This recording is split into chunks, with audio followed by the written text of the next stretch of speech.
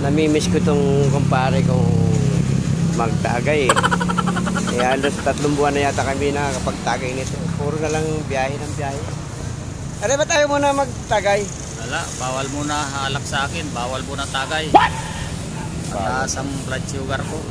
Kilala kong kaliskis mo. Oh. Kulang ka sa tubig yata. Tubig ka ng tubig, bawas kanin. Chaser. Chaser mo tubig, wag yung soft drinks. Puro ka soft drinks eh. Pati alak, huwag na. Wag, masarap ang alak kaya. Hindi tataas ang sugar mo pag hindi mo binawasan yung kanin. Hindi tatalab Dapat yung lagi. gamot. Hindi tatalab yung gamot. May alak. Alak, okay lang ang alak.